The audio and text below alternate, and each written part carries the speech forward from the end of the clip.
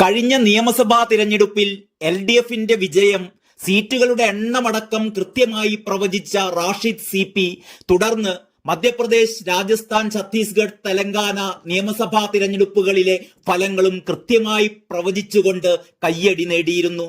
Social മീഡിയയിൽ നിന്നും റാഷിദ് ഇപ്പോൾ ചാനൽ ചർച്ചകളിലും നിറസാന്നിധ്യമായതോടെ എല്ലാ കണ്ണുകളും റാഷിദിലാണ്. ഈ ലോക്സഭാ തിരഞ്ഞെടുപ്പിൽ കേരളത്തിലെ 20 സീറ്റിൽ CPMന് ലഭിക്കാൻ സാധ്യത 3 മുതൽ 5 വരെ സീറ്റ് മാത്രമാണ് എന്നാണ് റാഷിദ് നേരത്തെ പ്രവചിച്ചിരുന്നത്. UDF 14 മുതൽ 17 വരെ സീറ്റുകൾ നേടുമെന്നും NDAക്ക് 1 സീറ്റിൽ സാധ്യതയുണ്ടെന്നുമായിരുന്നു റാഷിദിന്റെ പ്രവചനം. വടകരയിൽ ഷാഫി പറമ്പിലിന് 88,500 മുതൽ 1,14,000 വോട്ടിന്റെ ഭൂരിപക്ഷമാണ് റാഷിദ് പ്രവചിച്ചിരുന്നത്. ശൈലജ ടീച്ചർക്ക് പാർട്ടി വോട്ടിനപ്പുറം സമാഹരിക്കാനുള്ള രാഷ്ട്രീയ സാഹചര്യം നിലവിലുണ്ടായിരുന്നില്ല എന്നും ടീച്ചർ അമ്മ എന്ന വിളി പോലും പാർട്ടി സർക്കിളിനപ്പുറം വലിയ രീതിയിൽ ഏശിയിട്ടില്ലെന്നുമൊക്കെ റാഷിദ് നിരീക്ഷിച്ചിരുന്നു. 2004 തിരഞ്ഞെടുപ്പിൽ സംഭവിച്ചതുപോലെ ഇത്തവണയും BJPക്ക് അടിതെറ്റുമെന്നും ഇന്ത്യാ സഖ്യം അധികാരത്തിലേറുമെന്നുമൊക്കെയുള്ള ചില തിരഞ്ഞെടുപ്പ് വിദഗ്ധരുടെ നിരീക്ഷണങ്ങളോട് പ്രതികരിച്ചുകൊണ്ട് അന്നത്തെ ഇന്ത്യയല്ല ഇന്നത്തെ ഇന്ത്യ എന്ന് ഓർമ്മിപ്പിക്കുകയാണ് റാഷിദ് ഏറ്റവും പുതിയ ഫേസ്ബുക്ക് പോസ്റ്റിലൂടെ. റാഷിദിന്റെ ആ പോസ്റ്റ് ഇങ്ങനെയാണ്: പലരും 2004 ഇന്ത്യ ഷൈനിങ് എന്നത് വീണുപോയതിനെ വലിയ രീതിയിൽ ഓർമ്മിപ്പിക്കുന്നത് കാണുന്നുണ്ട്. പറയാനുള്ളത് ഇത്ര മാത്രമാണ്: അന്നത്തെ ഇന്ത്യയല്ല ഇന്നത്തെ ഇന്ത്യ. അതിനേക്കാൾ അന്നത്തെ ദേശീയ മാധ്യമങ്ങളുമല്ല ഇന്നത്തെ ഇന്ത്യൻ ദേശീയ മാധ്യമങ്ങൾ. അതുകൊണ്ട് തന്നെ വലിയ രീതിയിൽ പ്രതീക്ഷ വെക്കുന്നവർ ജൂൺ 4 അതേ അളവിൽ നിരാശപ്പെടേണ്ടി വരും. മലയാളത്തിലെ ചില TV ചാനലുകൾ 2 ആഴ്ച മുമ്പ് മുതൽ ഇന്ത്യ സഖ്യം അധികാരത്തിലേക്ക് വരാനുള്ള സാധ്യതകളാണ് കാണുന്നത് എന്ന മട്ടിലുള്ള പ്രചാരണം തുടങ്ങിയപ്പോൾ തന്നെ റാഷിദ് തന്റെ ഇക്കാര്യത്തിലുള്ള നിരീക്ഷണം ഫേസ്ബുക്കിൽ പങ്കുവച്ചിരുന്നു. അതിങ്ങനെയായിരുന്നു: 2 ആഴ്ച കൊണ്ട് ഉരുണ്ടുകൂടിയ ആ പുതിയ നറേറ്റീവിൽ വലിയ കഥയൊന്നുമില്ല.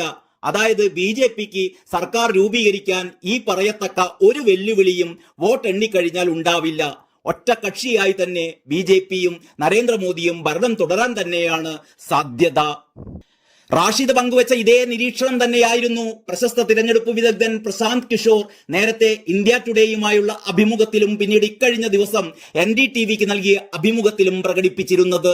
നിലവിൽ രാജ്യത്ത് BJPക്കെതിരെ വ്യാപകമായ രോഷമോ വെല്ലുവിളിയോ ഇല്ലെന്നായിരുന്നു പ്രശാന്ത് കിഷോറിന്റെ നിരീക്ഷണം. കഴിഞ്ഞ തവണത്തേക്കാൾ കൂടുതൽ സീറ്റ് നേടി മോദി 3ാം തവണയും അധികാരത്തിലെത്തുമെന്ന് NDTVക്ക് നൽകിയ അഭിമുഖത്തിൽ കിഷോർ വ്യക്തമാക്കുകയുണ്ടായി. ജൂൺ 4 ഫലം എന്തായിരിക്കുമെന്ന് NDTV editor in chief Sanjay പുഗാലിയുടെ ചോദ്യത്തോട് പ്രതികരിക്കുകയായിരുന്നു പ്രശാന്ത് കിഷോർ. കഴിഞ്ഞ 5 മാസത്തെ സാഹചര്യം നോക്കിയാൽ തിരഞ്ഞെടുപ്പിനെ എങ്ങനെ വിലയിരുത്തിയാലും മോദിയുടെ നേതൃത്വത്തിലുള്ള BJP തിരിച്ചു വരുമെന്ന് തോന്നുന്നു. അവർക്ക് കഴിഞ്ഞ തിരഞ്ഞെടുപ്പിലെ അതേ സംഖ്യ തന്നെ ലഭിച്ചേക്കാം, അല്ലെങ്കിൽ കുറച്ചുകൂടി മെച്ചപ്പെടാം. ഇതായിരുന്നു പ്രശാന്ത് കിഷോറിന്റെ മറുപടി. അതിനുള്ള കാരണങ്ങളും അദ്ദേഹം ആ ഇന്റർവ്യൂവിൽ വിശദീകരിക്കുകയുണ്ടായി. ഏതായാലും നമുക്ക് റാഷിദിന്റെ ഫേസ്ബുക്ക് പോസ്റ്റിലേക്ക് തന്നെ തിരിച്ചു വരാം. ആ പോസ്റ്റിന് താഴെ നിരവധി പേരാണ് പുതിയ പ്രവചനത്തോട് യോജിച്ചും വിയോജിച്ചും കൊണ്ടുള്ള കമന്റുകളുമായി എത്തിയിട്ടുള്ളത്. സുനിൽ കുന്നോത്ത് കോഴിക്കോട് എഴുതിയത് ഇങ്ങനെയാണ്: ശരിയായ നിരീക്ഷണം. കേരളത്തിൽ ഒരു ലോജിക്കും ഇല്ലാതെയാണ് ആളുകൾ കണക്ക് കൂട്ടുന്നത്. ജൂൺ 4 ഏതാണ്ട് ഉച്ചക്ക് 12 മണിയാകുമ്പോഴേക്കും അവർക്ക് കാര്യങ്ങൾ വ്യക്തമാകും. മലയാളം ചാനൽ മാത്രം കണ്ടുകൊണ്ടിരിക്കുന്നവർക്ക് ഇന്ത്യ എന്ന സത്യം മനസ്സിലാക്കാൻ അല്പം പ്രയാസമാണ്. ഏതായാലും താങ്കൾ നടത്തിയത് ശരിയായ വിശകലനം. അതേസമയം അനി മാനപ്പള്ളി വിയോജിച്ചുകൊണ്ട് ഇങ്ങനെ എഴുതുന്നു: 2014 19 നിങ്ങൾ കണ്ട ഇന്ത്യ അല്ല ഇന്നുള്ളത്. ജൂൺ 4 നിങ്ങളുടെ പല പ്രവചനങ്ങളും മാറ്റേണ്ടി വരും. അപ്പോൾ കാണാം നമ്മൾക്ക്. അജീഷ് ആന്റണിയുടെ കമന്റ് ഇങ്ങനെയാണ്: ഞാൻ നോർത്ത് ഇന്ത്യയിലെ പല ഗ്രാമങ്ങളിലും പോയപ്പോൾ ലഭിക്കുന്ന അറിവനുസരിച്ച് വീണ്ടും മോദി തന്നെ അധികാരത്തിൽ വരും. കേരളത്തിൽ ഇരുന്നു കൊണ്ട് മാത്രം വിലയിരുത്തിയാൽ മോദിക്ക് കെട്ടിവെച്ച കാശ് കിട്ടില്ല. കേരളത്തിലെ ജനങ്ങൾ ചിന്തിക്കുന്നത് പോലെ അല്ല മറ്റു ഉത്തരേന്ത്യൻ സംസ്ഥാനങ്ങളിലെ ജനങ്ങളുടെ ചിന്ത.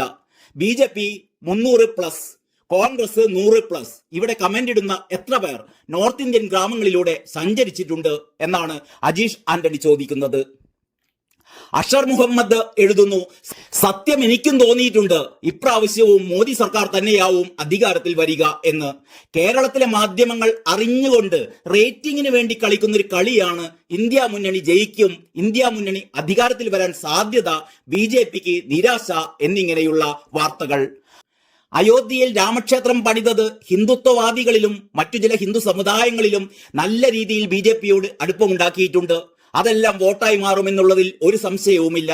അങ്ങനെ പല രീതിയിൽ നോക്കുമ്പോഴും ഇന്ത്യ മുന്നണിക്ക് തന്നെയാണ് സാധ്യത. എന്റെ അറിവ് വെച്ചിട്ട് 300 മുതൽ 350 സീറ്റ് വരെ BJP ഒറ്റയ്ക്ക് നേടാനാണ് സാധ്യത. സുമേഷ് MC പുരം എഴുതുന്നു, കേരളത്തിലെ മാധ്യമങ്ങളുടെ തള്ളു കേട്ട് രാഹുൽ ഗാന്ധി പ്രധാനമന്ത്രിയാവാൻ കാത്തിരിക്കുന്നവരോട് ഒരു കാര്യം വ്യക്തമാക്കാം. 5ാം ഘട്ടം കഴിഞ്ഞതോടുകൂടി NDA 300 സീറ്റ് നേടിക്കഴിഞ്ഞു. ബാക്കിയുള്ള 2 ഘട്ടം കൂടി കഴിയുമ്പോൾ അവർ ഏറ്റവും കൂടുതൽ 380 സീറ്റ് നേടിയിരിക്കും. അത് 100% ഉറപ്പ്. അതേസമയം ഷമീൽ ബാബു MK ഒരു പ്രാർത്ഥനയോടെയാണ് കമന്റ് ഇട്ടത്, ഈ പ്രവചനം തെറ്റട്ടെ എന്ന് പ്രാർത്ഥിക്കുന്നു. പക്ഷെ ബംഗാളിൽ ഇന്ത്യ മുന്നണി അധികാരത്തിൽ വരണം എന്ന് ആഗ്രഹിക്കുന്നവർ 2 പെട്ടിയിലേക്ക് വോട്ടിടുമ്പോൾ ആ ഗ്യാപ്പിലൂടെ BJP കയറി വരികയും മറ്റു സംസ്ഥാനങ്ങളിൽ കുറയുന്ന സീറ്റുകൾ ബംഗാളിൽ നികത്തുകയും ചെയ്യുമോ എന്നൊരു ആശങ്കയുണ്ട്. റാഷിദ് CP അങ്ങനെ ഒരു സാധ്യത കാണുന്നുണ്ടോ?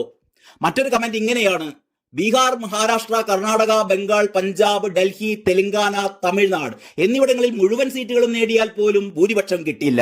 ഇന്ത്യ മുന്നണിക്ക് ഏറ്റവും കൂടുതൽ പ്രതീക്ഷയുള്ള സംസ്ഥാനങ്ങളാണ് ഇതൊക്കെ. കേരളവും തമിഴ്നാടും ഒഴിവാക്കി നിർത്തിയാൽ ബാക്കി എല്ലായിടത്തും BJPക്ക് വോട്ട് ചോർച്ച വരാനുള്ള സാധ്യതയുമില്ല. ഇവിടങ്ങളിൽ കഴിഞ്ഞ തവണത്തേക്കാൾ കുറച്ച് സീറ്റുകൾ വേണമെങ്കിൽ കുറഞ്ഞേക്കാം. പക്ഷെ അതൊക്കെ UP, ആന്ധ്ര, ഒഡീഷ എന്നിവിടങ്ങളിൽ നിന്ന് നികത്തും, ഉറപ്പാണ്. റാഷിദിന്റെ നിരീക്ഷണത്തോട് യോജിച്ചുകൊണ്ടുള്ള കമന്റുകളാണ് കൂടുതലും എന്നതിനാൽ ഇന്ത്യ മുന്നണിയുടെ പക്ഷത്തുള്ളവർ അങ്കലാപ്പിലാണ്. പ്രതീക്ഷകൾ തെറ്റുമോ? ഏതായാലും ജൂൺ 4 വരെ കാത്തിരുന്നല്ലേ പറ്റൂ. എല്ലാവർക്കും നന്ദി, നമസ്കാരം.